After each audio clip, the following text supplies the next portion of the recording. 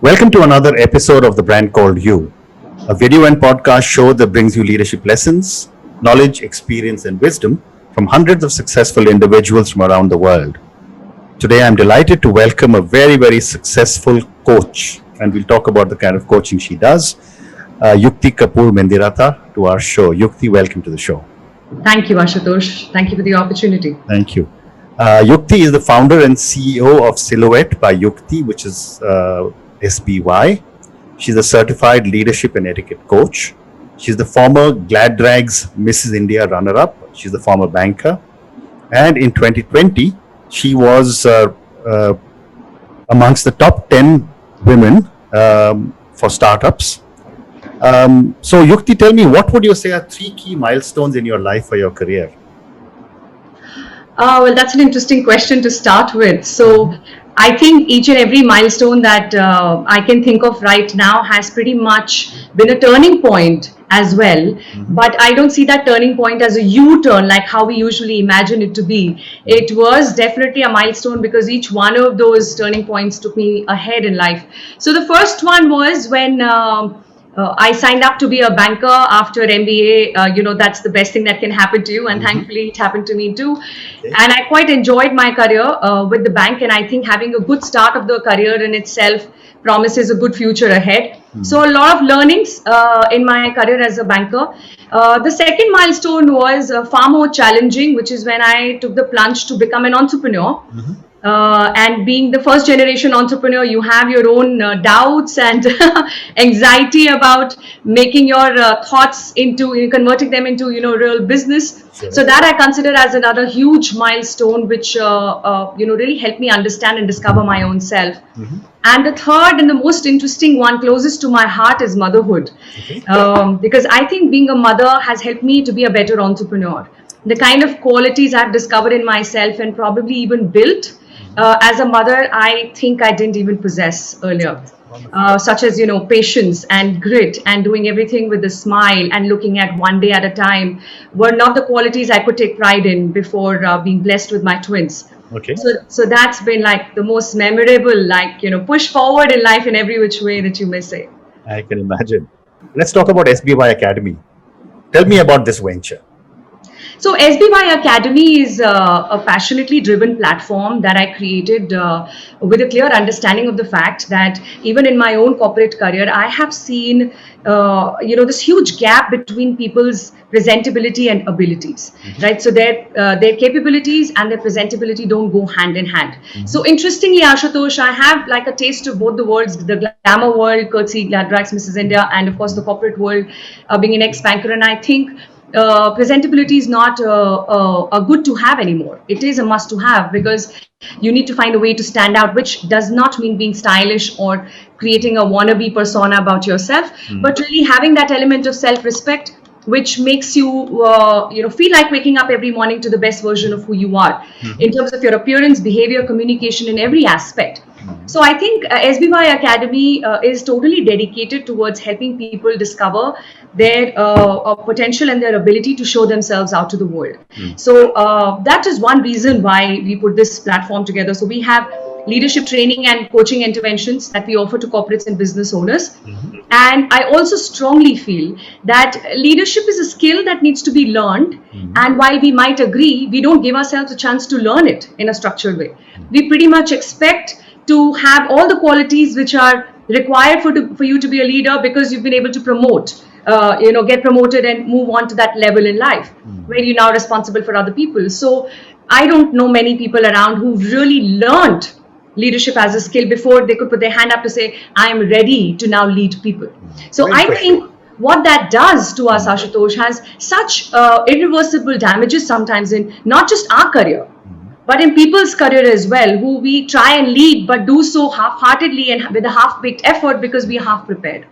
So I think that building in and seeding in that conscious understanding of going back to the drawing board and really sitting in that classroom environment with a notebook and a pen is, will be like, my mission for the rest of my life from here on. That's good. So what you're really telling me is that you believe that leaders are made and trained rather than being born.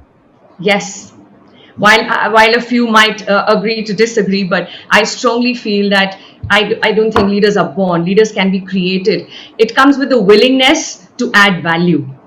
That probably has to come from within. Rest, everything can be learned and mastered. Okay. And before I ask you some more questions on coaching, uh, what is an etiquette coach? Help me understand with maybe one or two examples. So let me start by saying that etiquette is not the same as style. Mm-hmm. For me, etiquette is respect. Mm-hmm. And respect is a very important quality for a leader. So when we talk about etiquette, what are we talking about? We're talking about being careful about your mannerism, the way you conduct yourself. Now, whether it is in a business environment, which we call as business etiquette, or in a social environment, which is social etiquette, or a dining etiquette. So how are you conducting yourself? Which means, are you able to sense your own space and respect other people's space? Are you able to adapt to their culture? Are you able to understand and respect their boundaries? So as much as I might be a fork and knife person, if I am in Rajasthan and enjoying a good meal in Chowkidhani, I want to sit down with the rest of them and use my hands to enjoy a gourmet, because that for me will show respect to their culture. So etiquette is not just fork and knife. It's about respecting people for who they are and in the environment you are in at that point, right? Yes. Okay, well said. So let's, Yukti, talk about coaching. You are a certified coach. Tell me, what is coaching and why has it become so important in the world today? I mean, when I was growing up, and I'm much older, coaching and mentoring was done either by an elder in the family or a senior colleague who just took a liking for you. Now Right. people get paid for it. Right. So I'm glad that you think that it's picking up worldwide, because I think it should and it must, because there is a lot of innate power in coaching. But before I get further into this, let us create one clarification here, and thank you for extending that opportunity to me, because we often misunderstand coaching to be mentoring. Correct. So when you say an elderly has coached me, or we looked forward to, or we looked up to one such person, it is about someone who can tell us how things are done because they have been there, done that. But then that is a mentor, not a coach. So coach is not limited to her age or even her experience in the domain that you hold expertise in. However, the expertise that a coach must hold is their ability to ask the right questions. So coaching is a technique which is used for enabling people to move forward in their life by discovering the answers they've always possessed within them, but they were seeking outside for someone to come and tell them what is the right thing to do. But then what is universal right? Your right is yours. But the problem is with all of us and across the world that we are far more comfortable seeking for our answers outside of us than going deeper within, because it's scary and it's dark and it's unknown. And that's when a coach comes, as that light, or if I may say, diya. And that's how I imagine coaching to be. And with that light, the coach holds your hand and takes you deeper within you. So coach is not sitting with any answers, by the way. And in my experience, Ashutosh, I had to let go of some business because people expected me to answer their questions. And as much as I would be tempted to do so, it is against the coaching principle. It is against the ethics of being a coach to give your right to someone's question. The intent is to help them find their right. Okay. And therefore, a follow-up question to you is that who should look for a coach? Coaching is not for everyone. It is really only for those who want to grow and progress in life. And are not I'm waiting. not sure who doesn't want to grow in. Which is to say, it is really for everyone. Well, But I believe, and this might be against good business sense if you may want to look at it that way, but I believe you can't sell coaching. You can only invite a coach in your life when you are prepared. And because that willingness will help the coach to do what a coach needs to do for you. So it is not something that I can sell across the table and say, I will do this for you and I will do that for you and this is what coaching will do for you. You need to open up and say, you know what, I think I know where I'm going, but I'm losing the patience to get there. Can you help me do that? Right. That's when a coach enters your life. Right. And how does a coach benefit me as an entrepreneur or me as a professional? So what a coach does for you to start with is bring in clarity of thought. And I think clarity is the key. Sometimes that clarity is to realize that you're headed in the wrong direction, and maybe that's the clarity needed. And guess what? You've saved so much time in your life to really swap onto something else that you may want to do. Or that clarity could be to seek more help than what you think you're capable of doing, because all of us hesitate in doing so. What makes it much easier for us is to bring in that humility to put our hand up and say, I need help. So if you have a coach in your life already, you've already done that. Okay, and kudos to you. But if you're still figuring out life by yourself, thinking, I'm going to crack this pot on my own, then you might just be spending a lot more time than you need to. So the choice is yours. But a coach is a sounding board for you. A coach brings in clarity. A coach brings in the confidence within you to know that there is nothing that you cannot solve, and there is nothing that you can't go beyond, because the coach will ensure that you do that for yourself, and you will see yourself doing that. So in my own career, I've seen people absolutely amazed with their ability to go through things they thought they can never overcome, and they thought someone will come and tell me how to do it.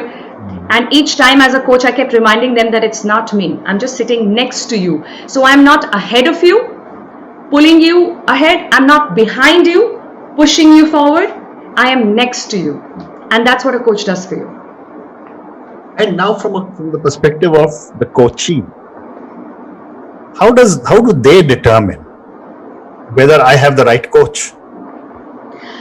Okay, so this question is becoming very, very important to address, because unfortunately, like any other space, I don't think coaching is an exception here.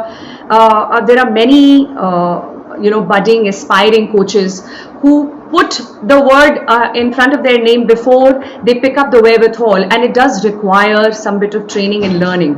So I, for one, am not such a fan of certificates, let me confess. I think the need and the hunger to learn should come from within, and is not limited to gathering X number of credentials.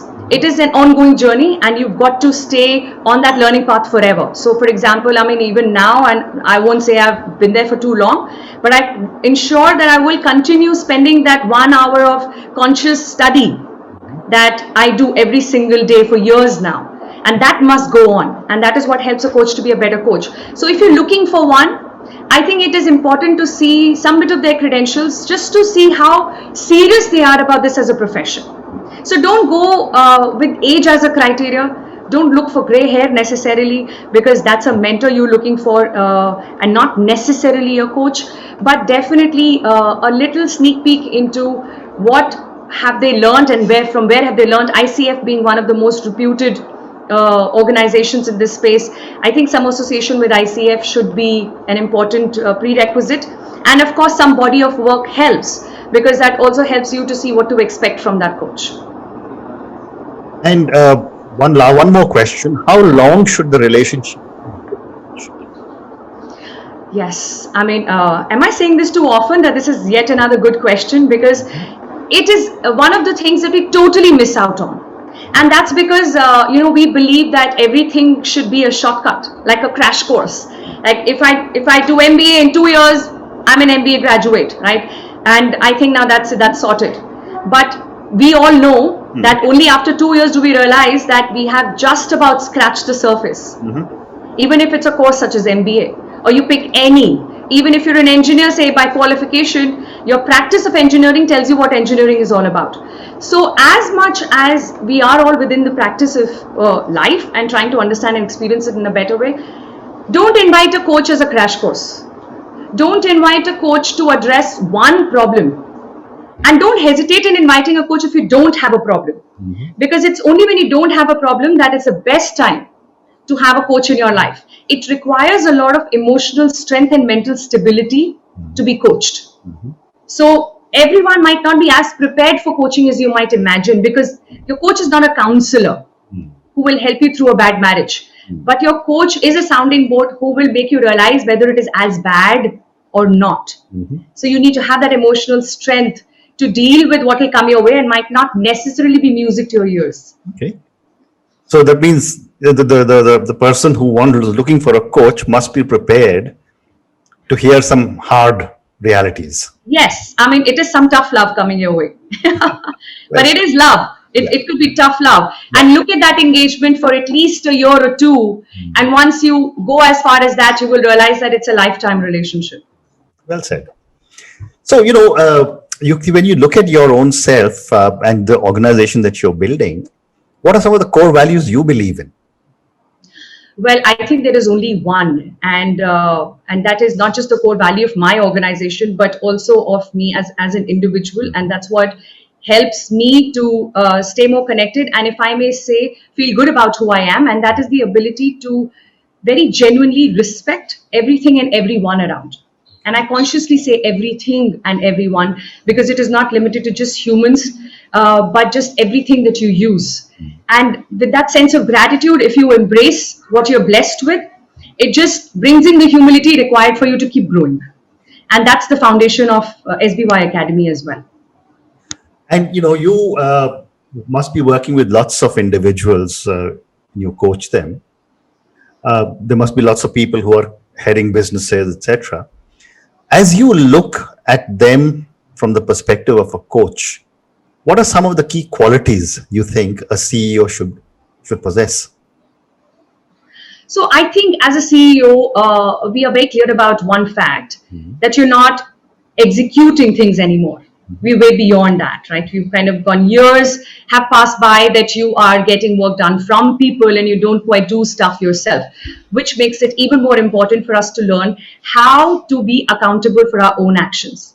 It is still heartbreaking to see a lot of people sitting at the right place doing a few wrong things, such as passing the buck, not being able to be that sponge which is supposed to absorb a few things that the team doesn't have to be exposed to necessarily. And that ability to hold that, because that's where we look up to you, right? So you don't have to be a godfather, but you need to be that sponge that holds the mark before all of it trickles down. Or in fact, more often than not, I see them adding more to it than to just holding some back from the team. So at the same time, let's not be overprotective and be a parent to a team. I think it's a very beautiful, delicate relationship that we have with our teams as a CEO, as a leader, where there has to be a fine balance between relationships and results, right? And that balance is the key to not just your success but your team's success. Okay.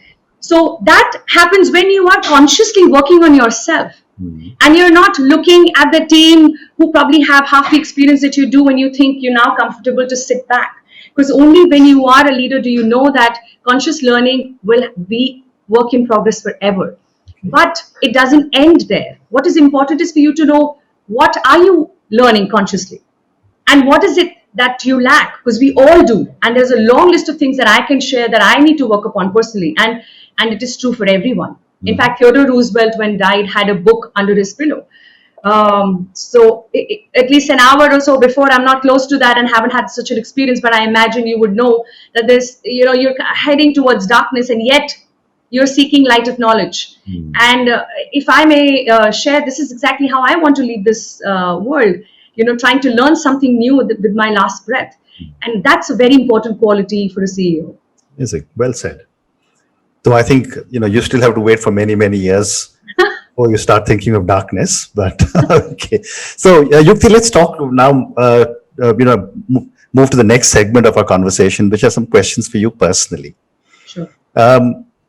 As you look back at life and as you look ahead, for someone who's been a successful banker, who's made it big in the world of fashion, who's a certified coach, at this stage of life, what does success mean to you?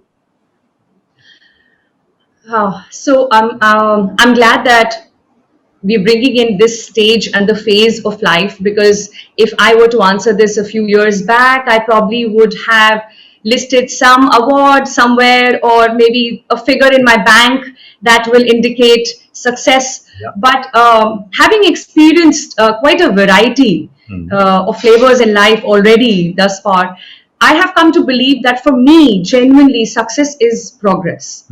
Every single day, taking that baby step towards a desired direction is success for me. Okay. And a follow-up question from that is that who or what inspires you?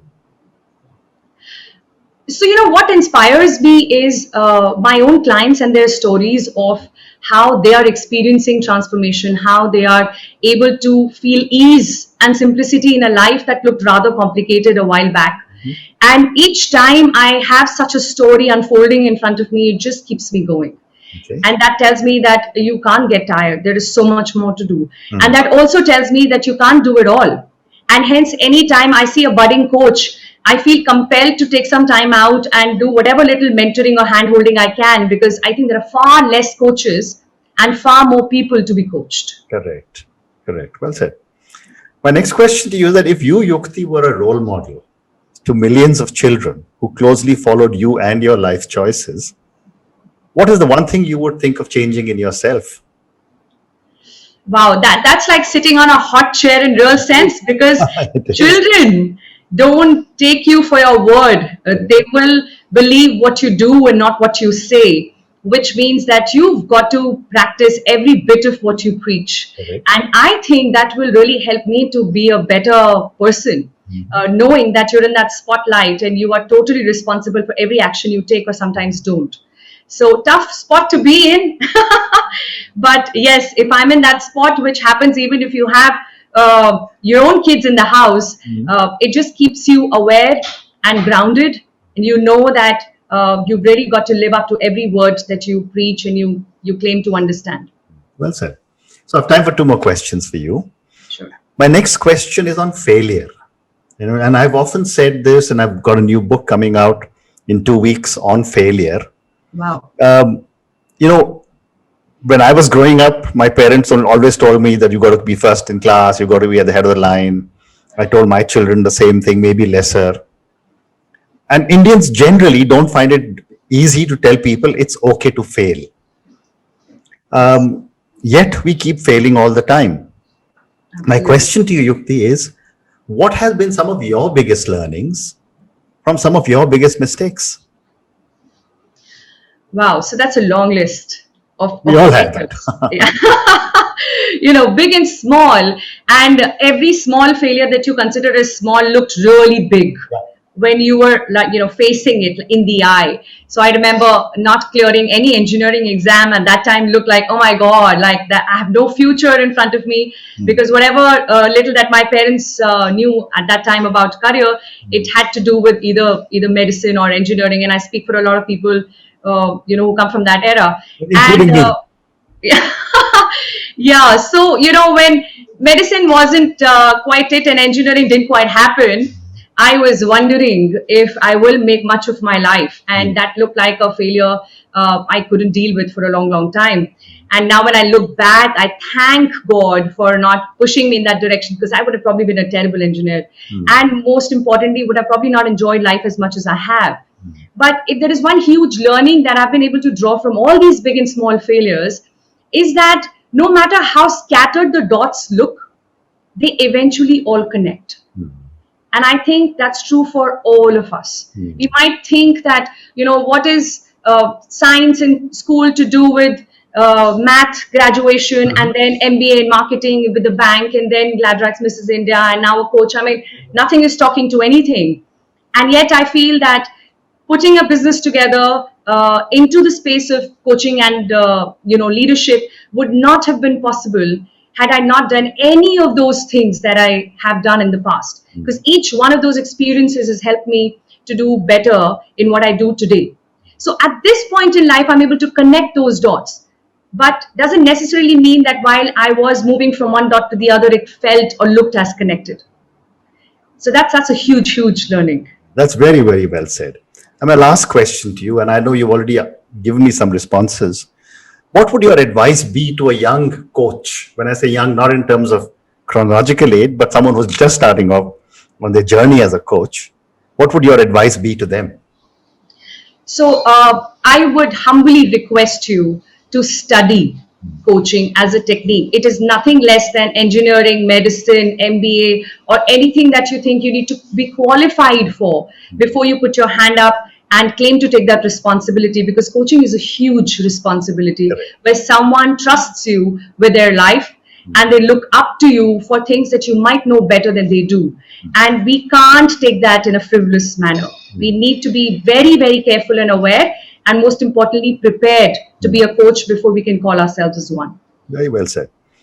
Yukti, thank you so much. I mean, I really loved your comments, particularly your last one about all the scattered dots in one life ultimately converge into something which is really meaningful. And I also loved your comments about etiquette. I think, in my book, the brand called you, I have a full chapter on etiquette and how important it is to have the right kind of etiquette, not just within our own communities and country, but outside the country as well. Thank you again very much. It's been a pleasure speaking to you. Thank you, Ashutosh. Thank you for having me here. Thank you. Thank you.